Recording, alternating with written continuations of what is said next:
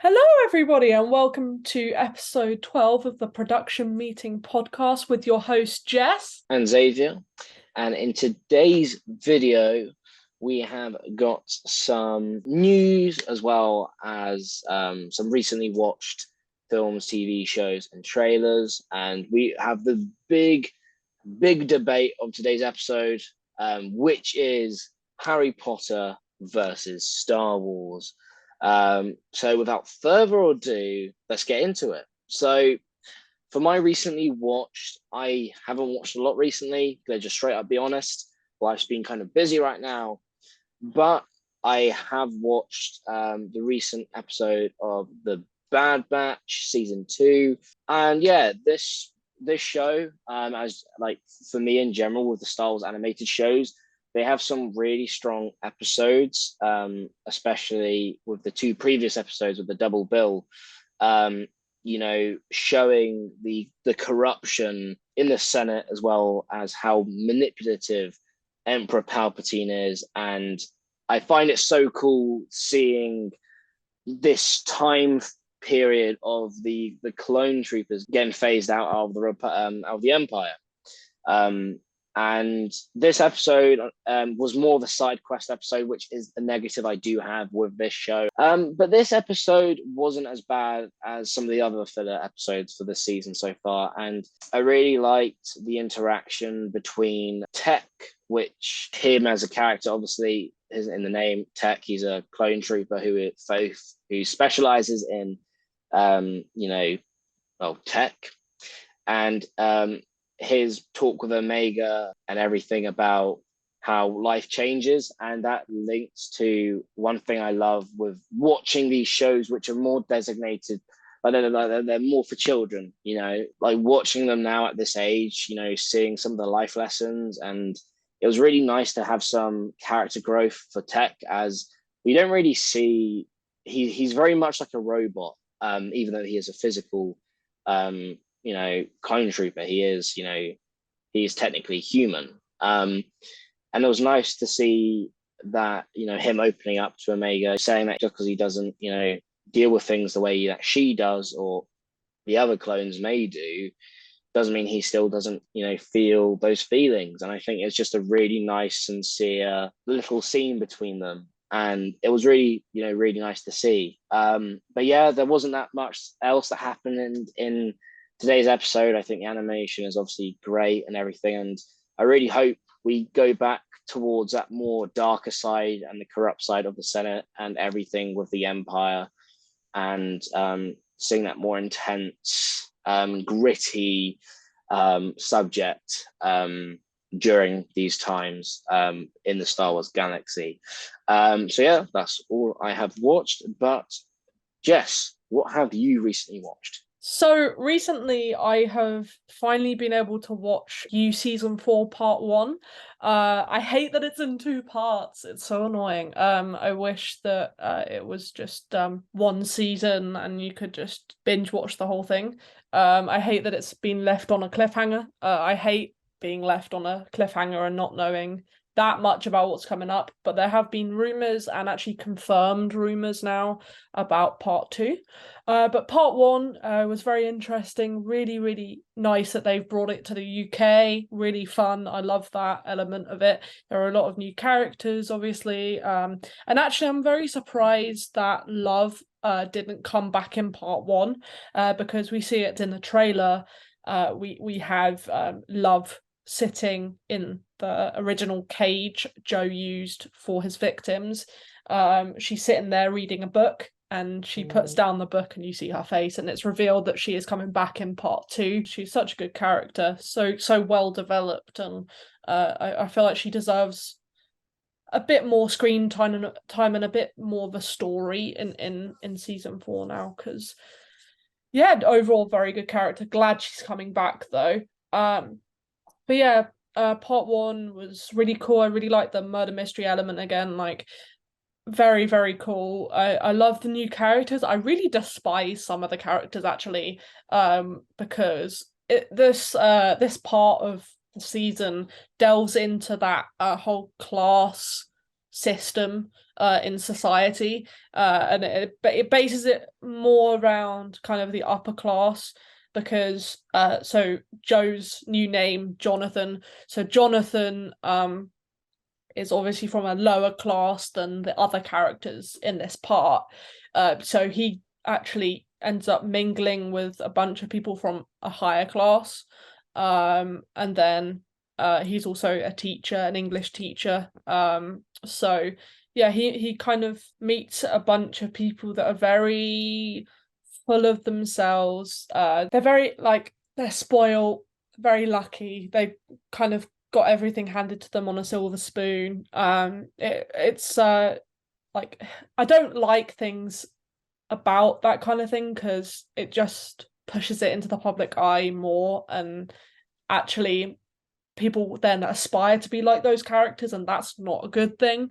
Like I really don't like that element of it, but at the same time it does raise awareness of the difference in class and the fact that actually everyone's equal at the end of the day, and like bad people or like people that don't do good things can be from any class. It doesn't matter what class you are. Like there's not important information. But yeah, it really delves into that, the different elements of that.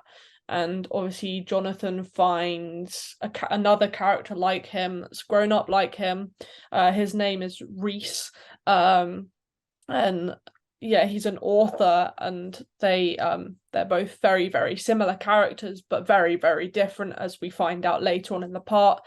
But yeah, the other characters, the upper class characters, are very full of themselves, and I didn't really enjoy watching that because I've got personal experience with people like that, and I just don't enjoy like being around people like that, and I don't think Jonathan did either. But it was funny to watch him react to those kinds of people, and yeah, that it was interesting, I have to say. And then yeah, like I found myself kind of predicting the kills that took place, like who killed them, like like who was going to die, how they were going to die. I was like predicting it throughout, which I quite like. I wanted to be involved, I wanted to get involved because I was so intrigued, and that meant that I binge watched it in like 2 days because I enjoyed it so much, and I just wanted to come back for more because every episode ended on a cliffhanger, which yeah, just the story just kind of flowed through really well. So actually you couldn't leave an episode with a full picture of what was going on. Like you never had a full picture until the end, which then at that point you didn't actually have a full picture, but you had a full picture for some of the storylines. But yeah, the actors were really great. It was really interesting the like the different types of killing that took place. The murder mystery. I really liked it. Really love You generally anyway. I think it's a great series, and I can't wait for part two, which is coming out March 9th this year. So actually I think it's already out. So go and check it out. It is really, really cool. I think you'll really enjoy it. And if you haven't watched the previous seasons, don't feel you have to watch them, but I do recommend to give you a good picture of who Joe or Jonathan is. And then his dialogue and the way he talks about things will make a lot more sense if you watch the previous seasons, but you don't have to because actually he plays a new almost completely new character each time, but deep down he is always the same person. So yeah, it's a great series, and I cannot wait for part two. Cannot wait to watch it, and I will talk about that in the next episode. But yeah, that's kind of all I've recently watched. Zavi, do you want to talk about some recent news? Yes. Now, DC. As you guys know, I'm more of a DC fan than a Marvel fan, so this is the stuff I like to talk about. So recently, there has been a rumor that has surfaced regarding the Penguin TV series, which is set to film very soon. And this rumor states that Robert Pattinson will reprise his role as Batman or Bruce Wayne. We don't know. But for me, this is exciting stuff. I really like this. I mean, it doesn't surprise me to some degree as Matt Reeves is overlooking all of these different Batman spin-off projects, as well as Robert Pattinson signed a contract with Warner Brothers ages ago, which I'm guessing um, is linking to how many films and everything he will have to, do playing Batman. Um, yeah, this is exciting stuff. As the Penguin show is meant to be around 8 episodes long. It'll be an R-rated show as well, which I'm really looking forward to. As I think Colin Farrell did an amazing job as the Penguin in the Batman, and I'm so excited to see his rise to power. As Matt Reeves said, this is his Scarface moment, if you will, with the power grab in Gotham. And just to see Robert as Bruce Wayne or Batman, I think, realistically, we'll probably see him for one episode. Either way, I'm really excited, as I think that it will really fulfill that universe more and more. So really, really excited. So I'll keep you posted, obviously, if there's any more updates regarding this rumor. But I won't be surprised if there will be some sets leaks or anything regarding that, as the Penguin show is meant to start filming at the end of the month. Now, this little bit of news again, I just love this. On Valentine's Day, Todd Phillips, the director of Joker and Joker Folie à Deux, posted our first image of Lady Gaga as Harley Quinn facing the one and only Joaquin Phoenix. And his caption is simply Happy Valentine's Day. So this was posted on Valentine's Day, as I'm sure you can guess. And this is so exciting for many different reasons. So this is our first official look of Lady Gaga as Harley Quinn. And I'm so excited just to see her on screen with Joaquin, because I think they're just both such good actors. And in this image as well, it's really surprising because we get to see Joaquin rock his iconic Joker makeup. But noticeably, the makeup is a lot more faded, as well as there's some smudge marks on both of their lips. So we can presume they've been smooching. And yeah, this is just a little breadcrumb that was released from Todd. I really hope we do get a full look of Lady Gaga in her in her Harley Quinn outfit. Very much like when we had that test footage of Joaquin Phoenix as the Joker released, like his costume test. I would really love to see it for Harley, just for a little tease, building the excitement for this film more and more, even though we have to wait a long time for this. I am still very, very excited. Now, the last piece of news I'm going to be talking about is regarding the Super Bowl trailers that was released during the Super Bowl. So the first trailer I'm going to talk about is TV spot, should I say, is the Indiana Jones Dial of Destiny TV spot.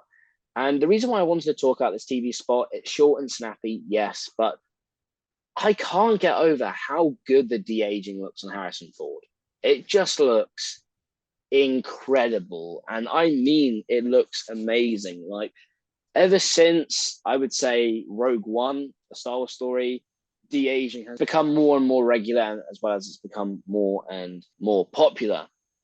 And I think for this film, I remember when the rumors were, everyone's speculating that Harrison will be de-aged. I think a lot of people were concerned. But I think, to be honest with you, the de-aging looks amazing. I don't think it's just for Harrison. I think it's also for Mads Mikkelsen, as there will be flashbacks with both of them in the film and everything. Really, really looking forward to seeing their chemistry on screen. I think that'll be a really, really, really excited to see just two amazing actors such as themselves, in one room together. So just wanted to mention that. But the main event and the main piece of news that I would like to talk about today is that we had the official Flash trailer release. Now, this film looks amazing. And this trailer really just showed you the stakes, it showed you the ambition, it showed you what's on the line for our hero, the Flash. And even though there's been so much controversy, like there's been so much controversy with this film regarding Ezra Miller, which I completely understand. Many people don't like him. I understand why a lot of people will be put off from this film, but I'm considering the other factors of the film that, everyone else who put all their love and work into this, as well as some of the other actors as well, which I'm going to talk about in a minute. But a couple of things to mention straight off the bat. We finally got our first look of Michael Keaton as Batman returning in this film, and I cannot describe the goosebumps I got when we saw him on screen. He said his iconic line, "I'm Batman," which, is so cool. It was such, it was a fan service moment, but it was so amazing as we had his theme, which was retooled for the build-up, and seeing him on screen again in this new updated suit is just so cool. Like, I don't care what people say, he has the best Batman theme for me by far, composed by the one and only Danny Elfman, as well as we get our look of Ben Affleck as Batman again in this film, which will be his last, apparently. And his suit noticeably is blue and grey, which is a big deal, as we haven't seen a live act. And I have to say, it looks really cool. I love the shade of blue that they went with, and I've really grown to love Ben Affleck as Batman more and more over time, and it is sad that this will be his final film supposedly as Batman. I really hope he does return one day. But the Batman aside, just the overall atmosphere with the return of Michael Shannon as General Zod is so exciting, as well as we have Supergirl in this film as well, which is going to be really cool because of everything that's just gone on with DC recently. And I'm sure many people understand that it has been tough for the fans compared to Marvel. Like, at least with Marvel, they've been pumping out projects and they've been somewhat consistent. But with DC, we've had multiple delays, we've had multiple problems with Warner Brothers and everything behind the scenes. But I'm going to mention a couple of things before you Marvel haters point out,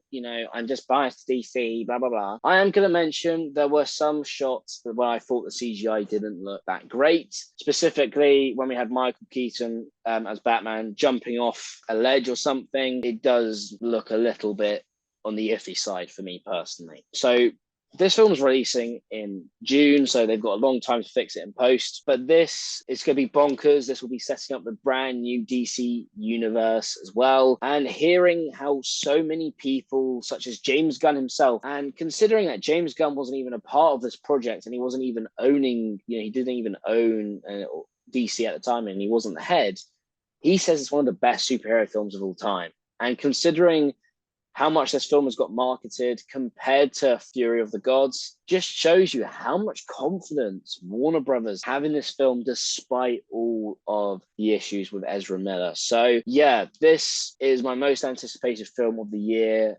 and this trailer just solidified that for me. And man, oh man, June 16th can't come around any time sooner. So please let me know, guys, in the comment section down below, what did you think of this trailer, as well as the Indiana Jones trailer and the news of Robert Pattinson potentially returning as Batman. So that is the end of our news segment for today's video. This leads us into our main topic of discussion, the debate you've all been waiting for. We have Star Wars versus Harry Potter. Yes, and it's going to be an exciting one. So keep listening if you want to hear our thoughts on the two franchises, some of the two biggest franchises in the industry. So to kick off this debate, I actually personally prefer Harry Potter to Star Wars, purely because Harry Potter was actually the first franchise I properly watched when I was younger,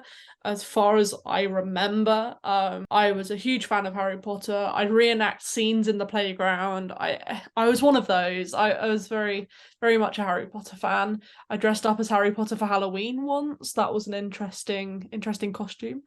But yeah, no, I've always loved the franchise. It's one of those that I built quite a quick connection with because I think when I was younger, I always wanted to be some sort of witch or wizard or whatever. And I wanted to have a wand, and I wanted to create spells and defend my friends against the dark arts and things like that. Like, I really delved into the franchise when I was younger, and I did watch Star Wars, but I just didn't build a stronger connection with it. Um, I think Harry Potter's it's very creative, very imaginative. It's another world that you can kind of get lost in. And the fact it started off with books and then turned into a film and now there's a play, it's really interesting the way it's kind of developed through the years. I don't like Fantastic Beasts at all. I don't think it was the best of ideas to like produce. I think they should have just left Harry Potter as its own thing and not really developed it or branched it off into something like Fantastic Beasts. It was Fantastic Beasts is very over the top and very it's very fake, I feel like. I think I as like a true fan, I guess, I believe that the Harry Potter franchise, the stories there were more relatable, there were more heart to hearts. You could kind of connect with it better, but with Fantastic Beasts, there's not really as much of that, so you don't really get that connection with the characters. I think also the fact that the characters in Harry Potter are kids, it meant that when I was a kid, I could relate to them and I could imagine it as if I was in their shoes or in their story, which I enjoyed doing. I was quite an imaginative child, very creative, so it was an easy one for me to kind of enjoy and fall into, I guess. So yeah, I've always enjoyed Harry Potter. But then going on to Star Wars, I've always been a Star Wars fan to an extent, but just I don't know, never enjoyed it as much. I find it obviously more fake, but it is fiction at the end of the day. Like it's not going to be very real, but there were elements that were quite real, but I never made the connection with it that I did with Harry Potter. I enjoyed elements of it. The character development in both was just incredible. Like you got to know all the characters. But yeah, personally, in my opinion, I Harry Potter was one I could connect to a lot better than Star Wars, and I think Star Wars was actually taken in too many different directions after the original movies. Like there's too much.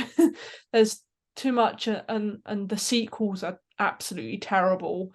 They absolutely tarnish the whole outlook of the franchise. I don't know. I just feel like they make it look really bad, and if someone were to watch Star Wars and see the sequels first, I think they actually would be less inclined to watch the original movies.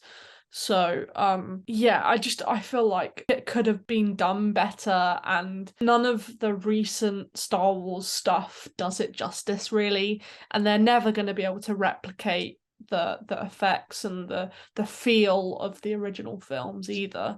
So yeah, that's why I just kind of fell out of love with Star Wars really, but I've remained kind of in love with Harry Potter. I actually did a full rewatch recently and I still enjoy it. I haven't changed my opinion on that. The only thing I don't like is the fact they created Fantastic Beasts, and I also don't like J.K. Rowling anymore, unfortunately, and we all know why. But yeah, Zavi, what's your opinion on this matter? So, well, first of all, I'm sure many of you viewers can guess that I am on the side of Star Wars. And before I get into any of the points I'm going to make, I do want to clarify I am a Harry Potter fan as well. I do have a fond childhood memories with Harry Potter. I remember watching the first one and being terrified of Voldemort, sucking the blood out of that unicorn in that horrible forest. I remember wearing my Harry Potter robe at a church graveyard. That Wow. sounds pretty dark, but yeah, there you go. And I remember I named one of my animals after Harry, and we had some other animals as well that we named after Dumbledore and Dobby, so on and so forth. So Harry Potter was a big part of my childhood for many different factors. And don't get me wrong, I really do enjoy the films. I haven't watched Fantastic Beasts or anything, I don't want to clarify. But the reason why I personally love Star Wars more was because it was one of the first films I remember watching as a child. I think when you watch Star Wars, especially Episode 4 A New Hope, it just leaves you with this awe just with the opening, just with the opening and the universe that it creates, as well as the characters. Like, it's crazy to think that in 1977, they did all of that. They actually went filming to Tunisia to properly, on shoot location and everything like that. And the universe that George Lucas created is just incredible. And Mm. as someone who loves Star Wars deeply, the original trilogy for me is the best film trilogy of all time. It's the most consistent film trilogy of all time for me. And some of the effects still hold up to this day. I love the use of stop motion and everything and the practical models. And again, watching the recent Light and Magic documentary released on Disney Plus, or miniseries, should I say, just really shows you how much love, care, and passion was put into these films. And then for the prequel trilogy, I actually, again, I have a lot of love for. I remember my mum has a treatment couch, and I remember with treatment couches, you have the head hole. And I remember recreating Darth Maul versus Obi-Wan versus Qui-Gon Jinn with Duel of the Fates and everything like that. And I remember just constantly just watching Star Wars. And I remember how much I just loved the wackiness, the craziness, just the span of the entire universe and the concept. And growing older and older, you start to really see some of the things that George Lucas put into these films. I mean, a couple of things I would like to mention. First of all, Episode 4 A New Hope, the binary sunset shot, the wide shot, my favorite scene in film history. For me, that scene is so beautiful visually, as well as, the message. And John Williams' music score really elevates Star Wars to a whole another level. Mm. And for me, Episode 1 to 6, the story is about Anakin Skywalker, and it's about the fall and redemption. And what I find so fun and unique with George Lucas is that he got to create his vision. And I don't care what people say. Yes, okay, say what you want about Jar Jar Binks. Yeah, I know some of the CGI wasn't great in Episode 1 or 2. I don't think even the sequel trilogy, here's the thing, it's all Star Wars to me, and I love Star Wars. The sequel trilogy for me, the most upsetting thing with those films were that Disney didn't have a clear plan going into it, which is the thing that upsets me the most. I actually enjoyed Episode 7. I remember watching it in cinema for the first time. But like the only positives with the sequel trilogy for me is Adam Driver as Kylo Ren, as well as the visual effects. But a lot of people just think Star Wars is all about laser swords and space fights and all this stuff. When, okay, yeah, there's some really, really cool action set pieces in these films, but it's so much deeper than that when it comes to the message as well. Well, the message is, sorry, like Luke Skywalker not giving up on his father, even though his father turned to the dark side. The fact that when Luke realizes that there's still light, he persists. And that constant force of knowing that there's still good in someone is a really powerful thing, as well as some other things that George Lucas did. So Fun fact for many of you who don't know, Obi-Wan and Qui-Gon Jinn versus Darth Maul. It's called Duel of the Fates. Probably the best lightsaber fight in the Star Wars films out of all of them, to be honest with you. Definitely in the top three, if not. But do you want to know why it's called Duel of the Fates? The reason why it's called Duel of the Fates is because Anakin's life is on the line. And what I mean by that is that if Qui-Gon didn't die, Anakin would have actually not turned to the dark side. So that whole battle was fighting for the fate of Anakin, which then led to his downfall. And one thing as well I really loved with Star Wars was that it wasn't afraid to be dark. It wasn't afraid to shy away from some important subject matter. Like Revenge of the Sith, for example, is probably the darkest Star Wars film, yet it's regarded as a lot of people's favorites. It's my favorite prequel trilogy film. And it's just such a well-crafted story, I think. From episode 1 to 6, it is just amazing. And I know, Jess, you mentioned that there's too many shows, there's too many, too much this and that. But for me, with Star Wars, the animated show, Star Wars The Clone Wars, shows you what takes place between episode 2 and 3.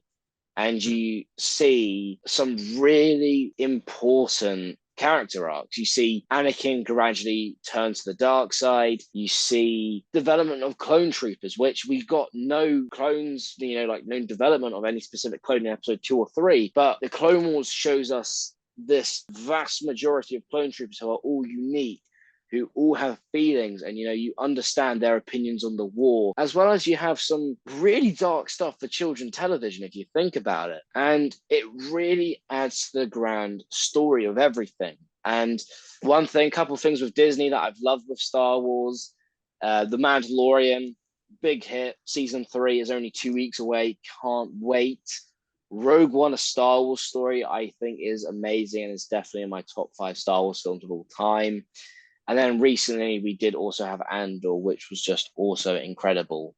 Like, I know Star Wars has its rocky points. I know it has some of its cheesy dialogue. I know it has some CGI problems here and there, especially with the prequel trilogy. But I seriously think that when it comes to the overall atmosphere and universe it puts you in, it just lifts everything up so much with all the elements throughout the films. Yeah, I see what you're saying about it all, really. And just listening to what you're saying, I can really tell that you're a massive fan.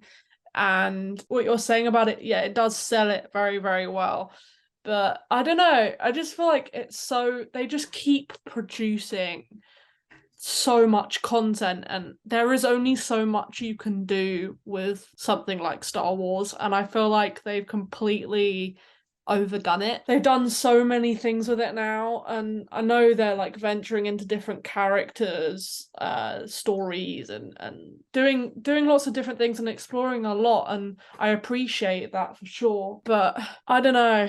I think it's a bit much. I think I like how Harry Potter, for example, ended, and I like how they've ventured out into other elements of Harry Potter, but they haven't just kept producing things. There's lots of synergy. They've had games, they've had Fantastic Beasts and things, and that's great. But also, I hated Fantastic Beasts. But with Star Wars, they just keep producing series after series, film after film, and I think they should put it to rest, because the more they make, the more convoluted it's going to be, and the more like confusing it's going to get. I guess you could say confusing might be the wrong word, but it's too much. As much as I appreciate it, and oh my god, the cinematography and everything is absolutely beautiful when it comes to things like the Mandalorian, and like that there's some really, really great content being produced, but I feel like that could be used in a different way, not related to Star Wars necessarily. I don't know. I just feel like it can be that kind of thing can be its own thing without trying to go back to the original Star Wars or go back to the Star Wars in general. Like, you could create a different story from that. Well, okay, you made some very interesting points there, I must say. Well, first of all, when it comes to showing about characters over and over again. Well, Jess, you never finished Andor in the end, and that show was about a character that we only met for one film. Mm. Didn't have any Jedi in it, didn't have anything to do with Anakin Skywalker, Luke Skywalker, nothing like that. And it's regarded as one of the best TV shows. If not, it's the best show that's come out from Star Wars and Disney. And okay, I can understand some things. Like, for example, the Book of Boba Fett. I loved Boba Fett's return because it makes sense. Because I understand what you're saying with the oversaturation or it being repetitive for shows like the Book of Boba Fett or Boba Fett's return. It makes sense because in the comic books he survived. He survived the Sarlacc pit, and we get to see more of him. And he's regarded as a fan favorite character, and we barely see him in the original trilogy. Kenobi, for me, it was a mid-tier show. I was so excited, but for me, Kenobi missed the simple notes, and I think it missed it missed the tone I was looking for. I'm not saying Star Wars is perfect by any means, but I seriously think that there isn't an oversaturation with certain characters when it comes to things recently, like films. Like, we haven't got a Star Wars film since 2019, like a proper Star Wars film. So when it comes to that front, we've been just over 4 years without any theatrical release from anything to do with Star Wars. TV show wise, one I do appreciate with Disney is that they are doing shows like Star Wars Visions, which is Star Wars anime. They're experimenting, they're trying new things.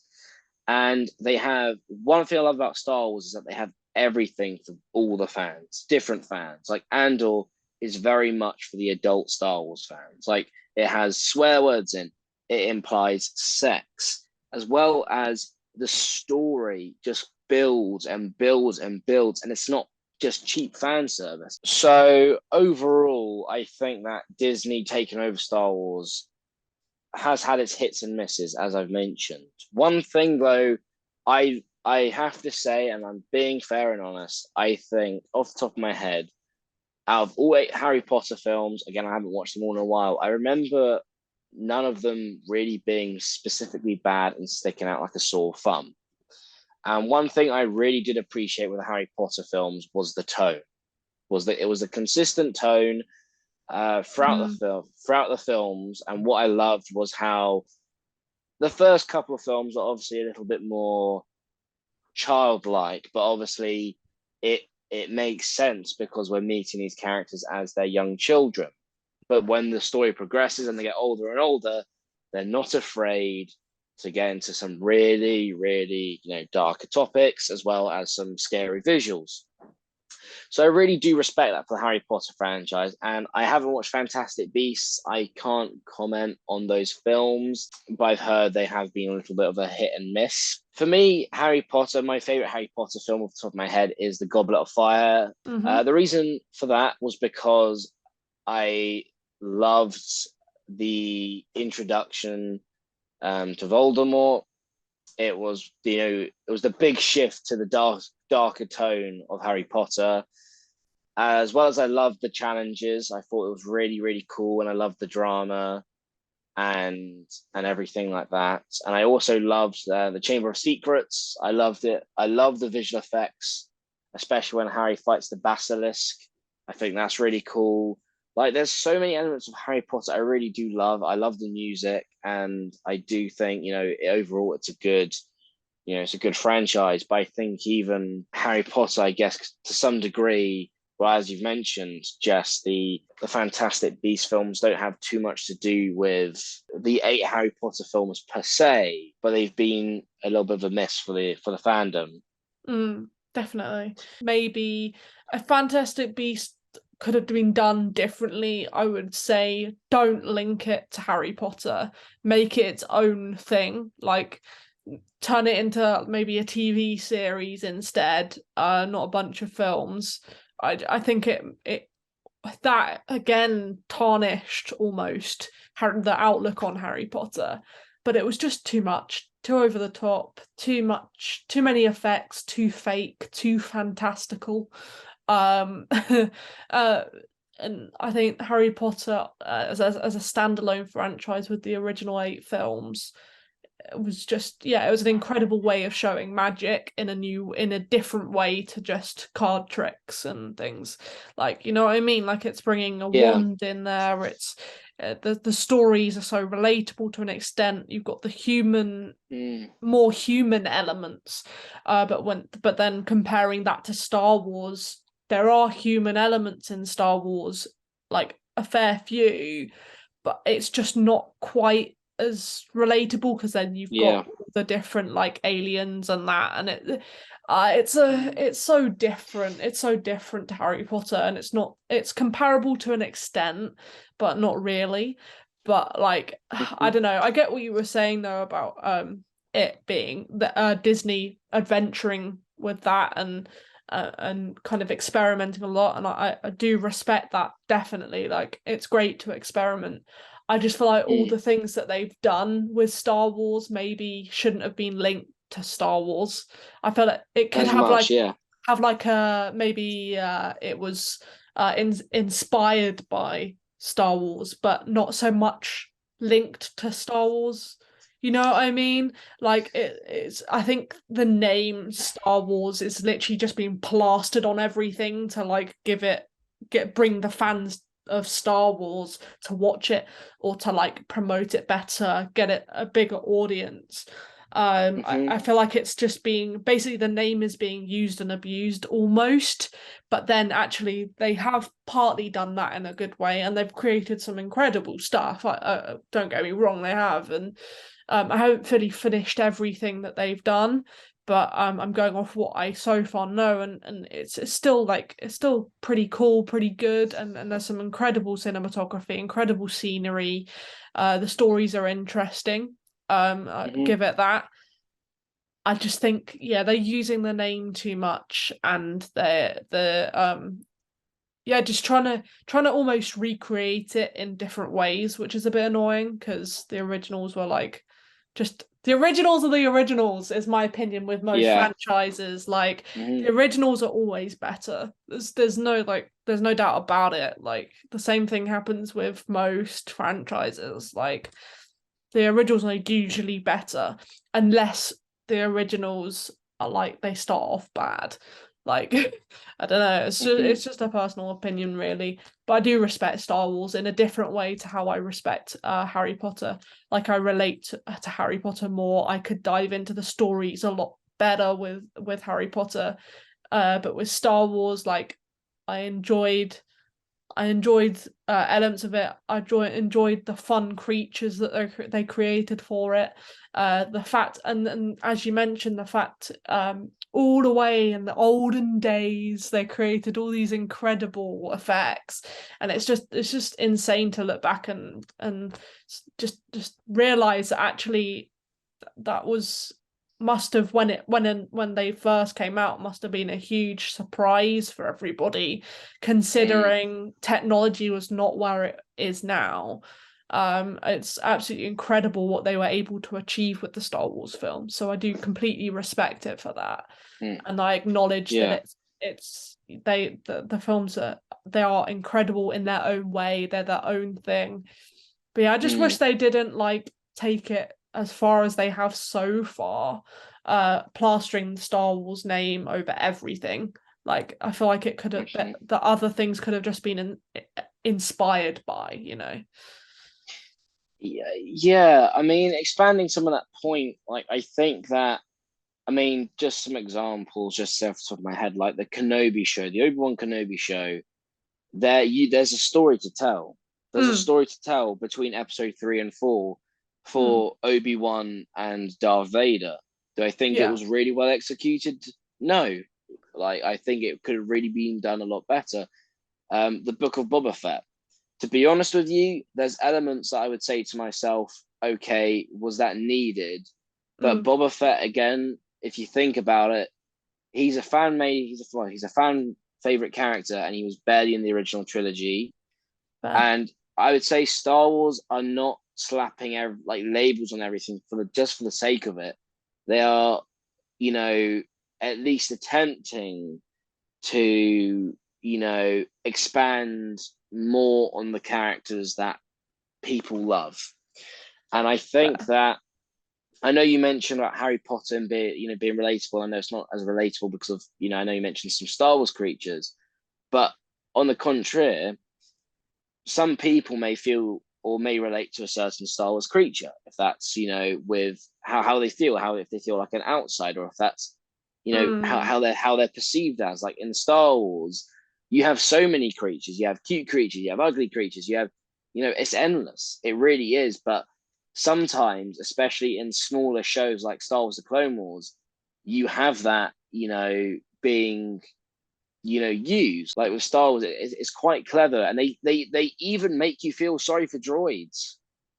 To Like be that's what fair, I yeah. also love with Star Wars. Yeah, Like yeah. recently, like they've really make they really can pull the heartstrings. I seriously think, and Star Wars, like they don't shy away from that. Bringing back certain characters have actually made them so much better. For example, Darth Maul, he dies in the Phantom Menace, but in the Clone Wars, he's resurrected, and he's given so much more as a character and as a villain that it really just blows your mind of just saying to yourself, like George, why didn't you didn't have to kill him off there? Like just imagine how he would be in some of these films. Like I can understand that in some Star Wars shows or films they may do these little setups, and I don't eat all the Star Wars content up. Like I think it's all amazing. I don't. I'm you know for me, Star Wars is amazing and stuff. But then with the Harry Potter franchise as well, I do love how relatable it can be. I mean, for many different reasons, and I think one of my favorite character arcs in the Harry Potter franchise, I must say, is Severus Snape. Like I have to say, just just his arc is so beautiful. It really is, Mm. and I really did appreciate that with the Harry Potter films. They gave the characters time and development to really hit that home run of like understanding that character, and that's really clever. And I think that for Star Wars, one thing that I wish it was like with Harry Potter, I wish it had a more consistent tone, at least recently from the Disney era Star Wars. Like as I said, I wished Kenobi had more of a darker tone, as this is the dark times. The Book of Boba Fett as well, it felt very cheesy, very cheap. The Book of Boba Fett's meant to be dealing. He's pretty much a crime boss. Boba Fett has become a crime boss. It's meant to, you know, pretty much be like, kind of like the Godfather, or be like the Sopranos, or be, something kind of similar. And, it fell flat.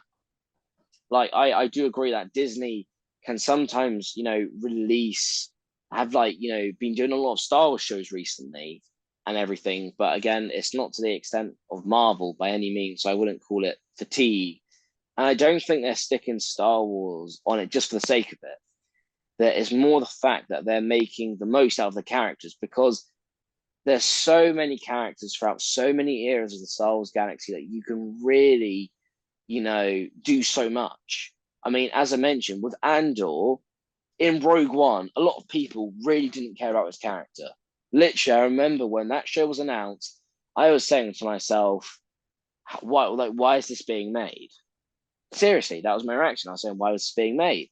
Fair Yet, enough. it's the arguably the best Star Wars show that's been released from Disney. And if anything, Andor doesn't feel like Star Wars. It doesn't, specifically say Andor a Star Wars, project.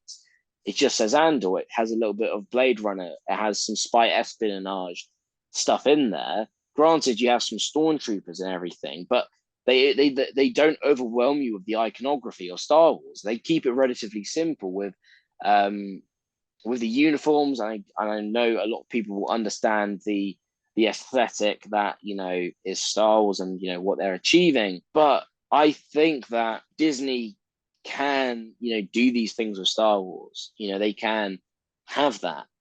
And I think for me, I mean, a couple of things as well. This is personal choice. I would have a lightsaber over a wand. That's all I'm gonna say. Like, I think wands are cool. I think wands are cool. You know, I mean, I have a couple of wands myself back when I went to the Warner Brothers studio tour or whatever it was. And I think there's some really amazing scenes in Harry Potter. I really do think, again, it's not a bad franchise. I think it's one of the best and most consistent franchises out there, if I was to be honest with you. Mm. But I would say from me as a filmmaker, from me as a young little boy, like growing up, looking at that shot of Luke Skywalker, looking out to the sunset of Tatooine at those two suns, that says so much for so many different reasons. And that's why I find Star Wars so empowering, especially, you know, not leaning into hate, not leaning into the dark side, as hate and anger is real Mm. in this world.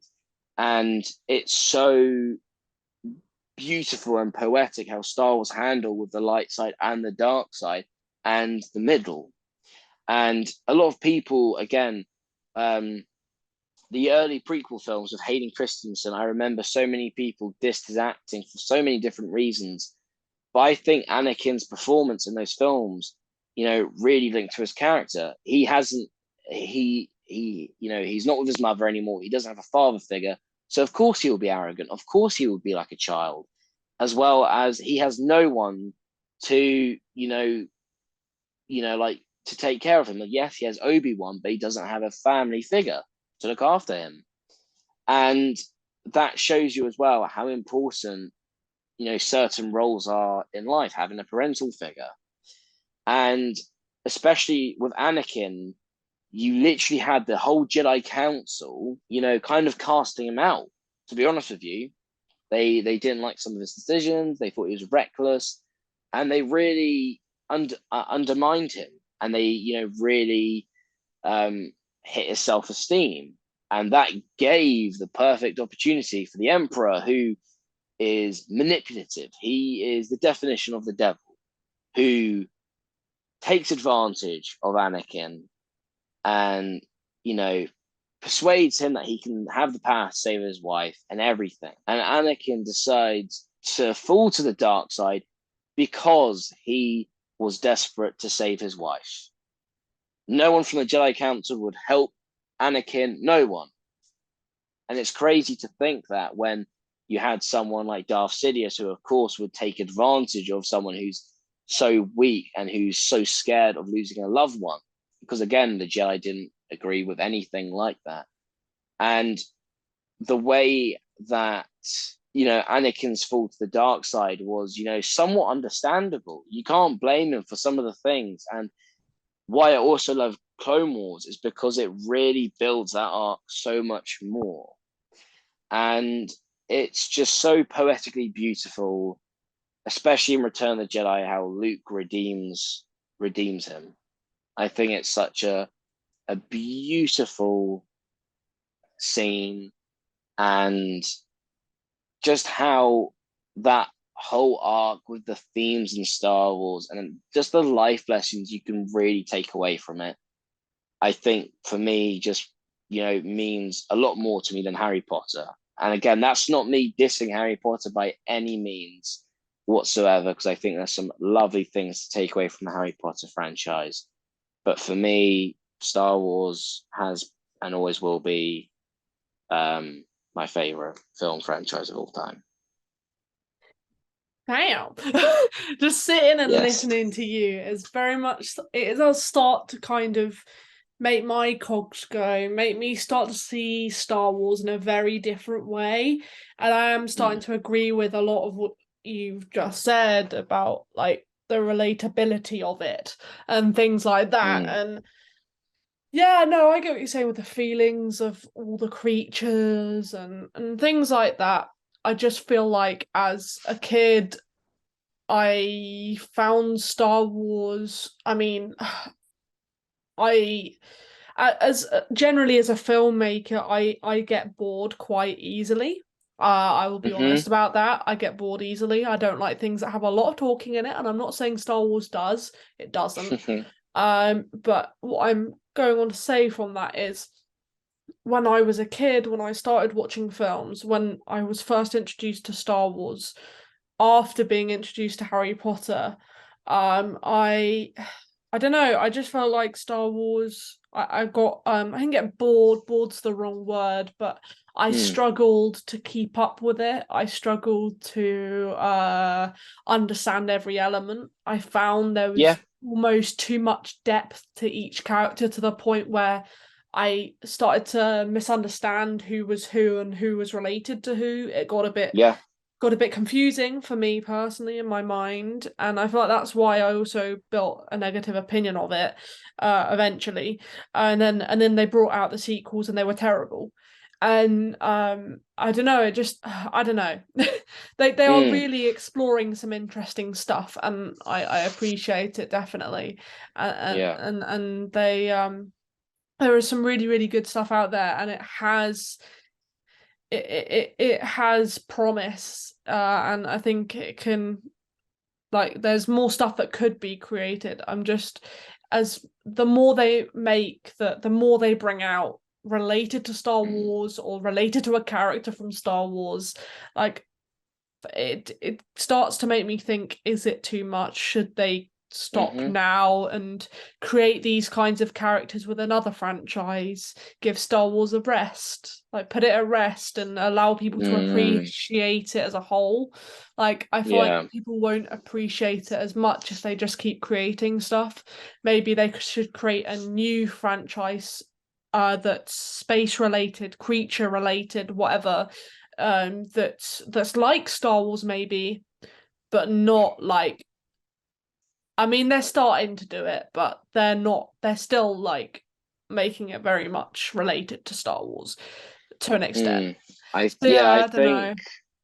well, a couple of things to mention, Jess. Well, if they're good, like, here's the thing though, if you're doing something to do with sci-fi, and if you're taking very similar elements to Star Wars with the creatures and everything, then a lot of people would just say it's a rip-off of Star Wars. Like, that's the thing. I Star get that. Wars has Yeah. become so iconic and has been embedded in the minds for so many people over the past 40 to 50 years, ever since it's been around. And I think that, as I said, compared to Marvel, I don't think Star Wars is there's like Star Wars isn't a fatigue. Like, I don't think they're Mm, going like that. They're not going to the extent that Marvel's doing that. What is it? I mean, I haven't watched the Hawkeye TV show, but you have, in Hawkeye, there's a character called Echo, and they're making a show for someone called Echo, who isn't mm, too well known to the general public. But it mm. makes sense for Star Wars to make a show about Obi-Wan Kenobi, as he's a beloved character and well known. Yeah, And yeah. I agree with you. I definitely think that I would love to have, less Star Wars content, and like have it more spread out, and to allow the creative process to really flourish and everything. But let's face it, Disney owns Star Wars. Star Wars is their biggest IP. Disney are going to be, milking Star Wars as best as much as they can. And I think that, you know, we there's so many space films and sci-fi films out there. You have Star Wars, you have Star Trek, you have so many, and you have people try to riff off Star Wars. But Mm, I can say it's so tough too. The only, as I said, like, I think Andor is the perfect example. Like, that's a show that literally, if you're looking for, if you like, I know, Jess, you kind of gave up on Andor because there was more character development compared to action, which I understand, and I thought Andor should have been a binge-worthy show. Andor's literally the definition of what you said about what should a Star Wars show be.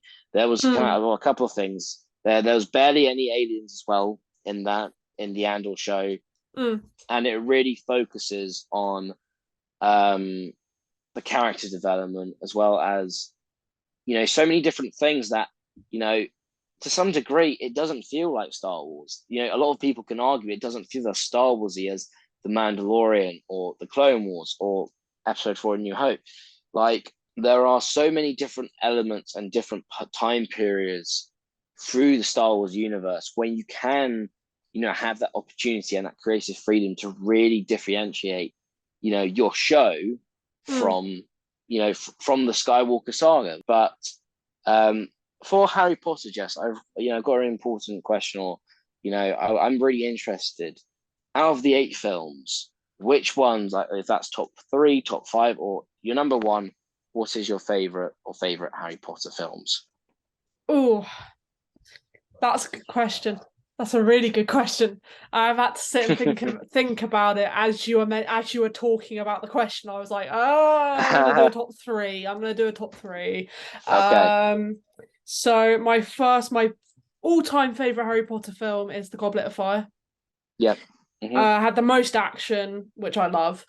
It had the Yes. best concept, I feel like. I enjoyed that the most. And just generally, the character involvement was just brilliant. And there was a bit of comedy in there, actually, adult humor in there, which I love. So, yeah, that's why I love The Goblet of Mm. Fire. Mm-hmm. My second favorite is it's got to be the first one. It's got to be the Philosopher's Stone. It's the OG. It's the one that started it all. Really, really great. Really introduces the characters, gives them backstory. I don't know. I just that one always stuck with me. Just love it. Absolutely love it. And then my third favorite is probably Deathly Hallows Parts. Gotta I can't decide part one or part two. Part two. It's got to be part two, I think, because it Mm. just kind of rounds up the whole franchise, I guess you could say. And Mm. there's just so much happens, and I feel like it's a big like finale. Yeah. It's just everything comes together, and it's like, no, yes. It's like it's It so has all the good. emotions. Uh, All all the the emotions. emotions, the Yeah. emotions are laid out onto the table, so I absolutely love it. So yeah, they're my top three. I absolutely love them. If you haven't seen those movies, Awesome. go check them out. Honestly, what's your top three Star Wars films, Savvy? Well, I'm Films. gonna top three, or should I? Right. Well, I'm gonna. Well, I Top can go three? straight up say, yeah. Well, I think my number one is tied. I'm gonna straight up be honest with you. I can't differentiate these two. But my favorite Star Wars film or films is Episode 4: A New Hope and Empire Strikes Back. Yes. Episode 4 is it's a fairy tale. It's literally, it's such a simple, plot, but it has amazing pacing, amazing special effects for the time, as well as it's just such a good story, and it really just, you know, really creates this galaxy, and it's crazy to think that they did this back in 1977. It's nuts. And it's just a really good film as well. You just can't get bored. You can't go wrong with it. And then Empire Strikes Back for me, ups it up a notch when it comes to some of the themes and the tones in the film.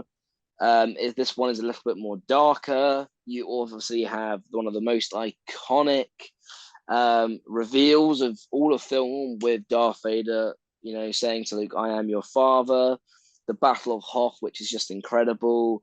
We get to meet Yoda on Dagobah, and we see him train Luke. We have the romance between Harrison Ford and Carrie Fisher on and off the screen.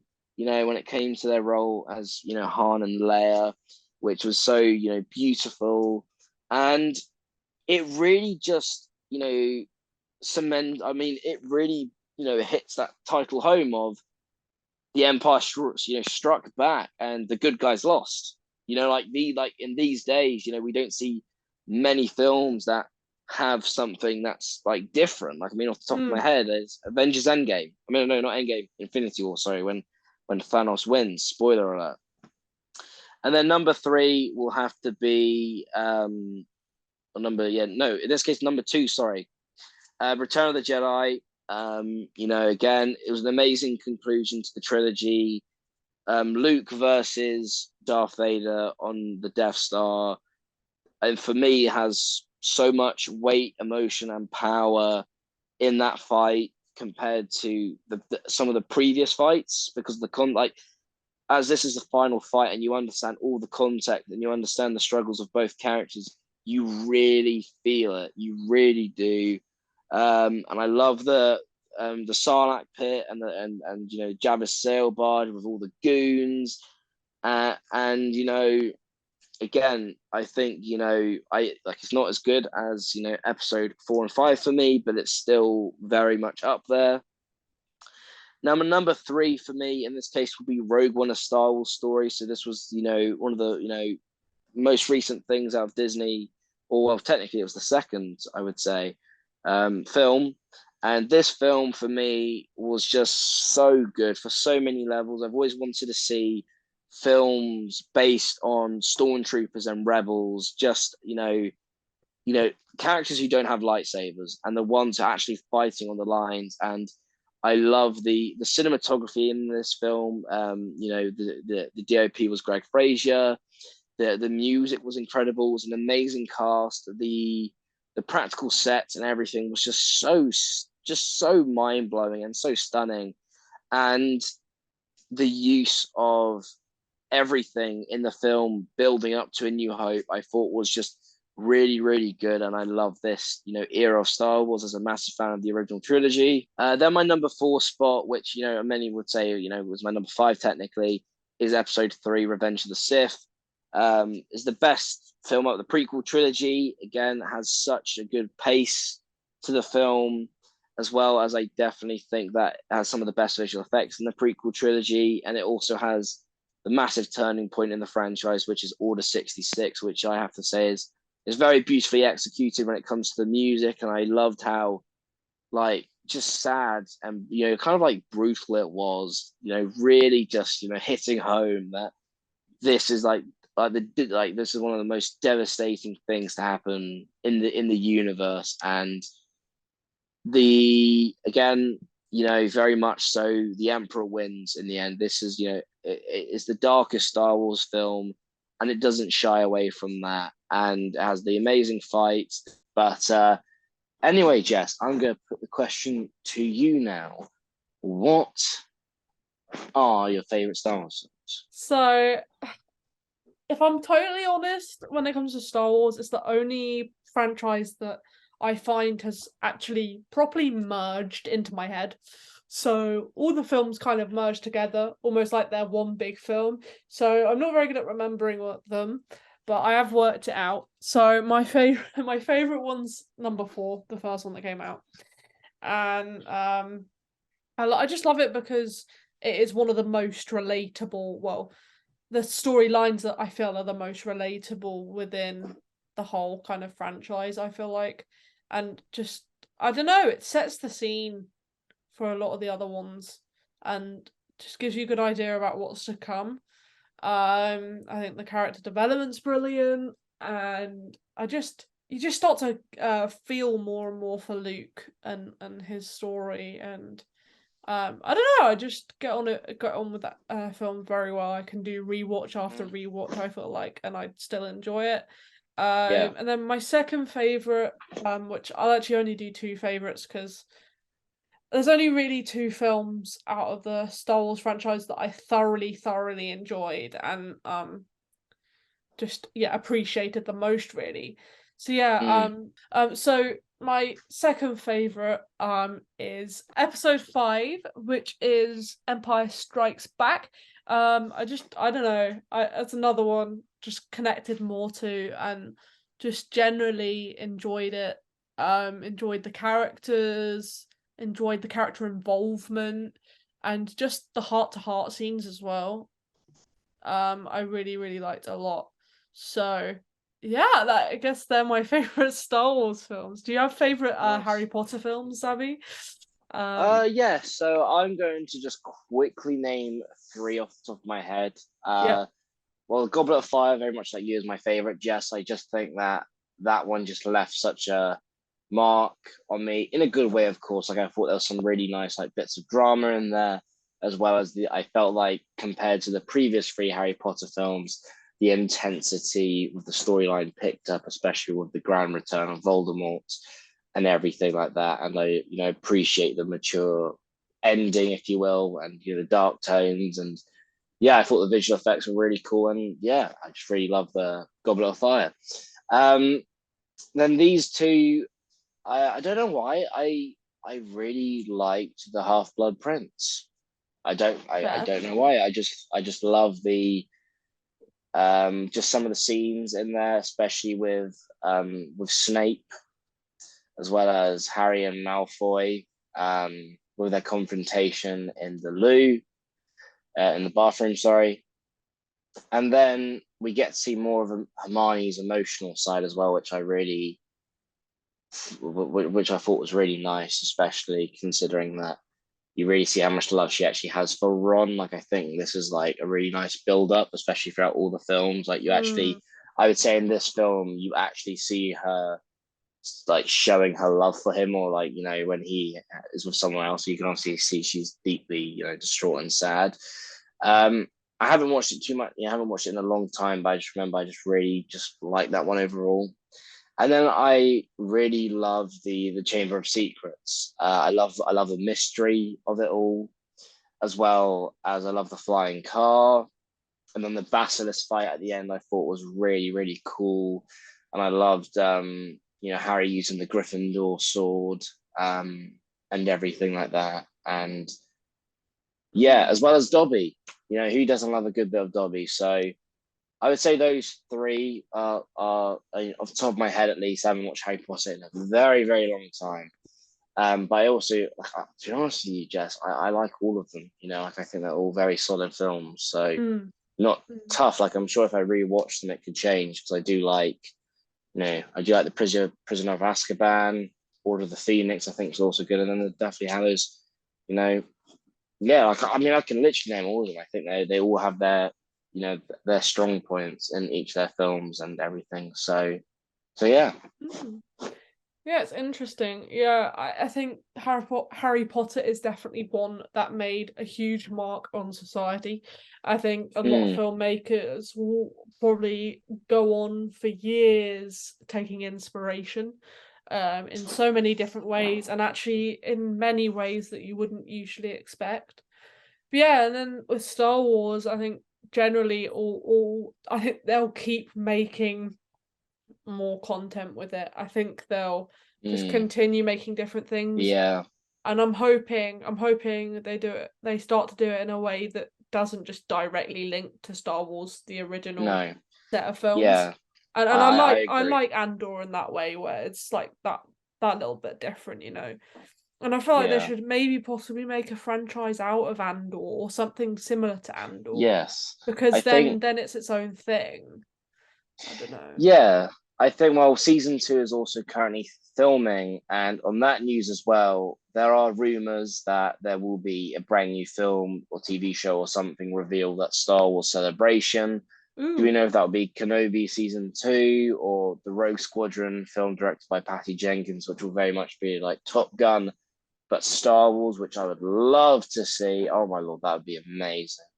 Or the rumored Taika Waititi Star Wars films. So we'll have to wait and see. I'm going to Star Wars Celebration, and hopefully I can get into that panel, and I guess we'll have to wait and see. But anyway, guys, we're going to leave it to you in the comment section down below. Which franchise do you prefer, Star Wars or Harry Potter? Let us know your reasons and everything, and why you may prefer one than the other. Do you see them both the same way? Please feel free to let us know. And as always, thank you very much for listening to our pod. As always, please don't forget to smash that subscribe button, as well as the like button. And hit the notification bell if you want to hear some notifications when we upload. Please do, because then you'll know when to listen, and you can listen whenever you like. Thank you so much for listening, and we will see you next time. Thank you so much. Bye. See you. Bye.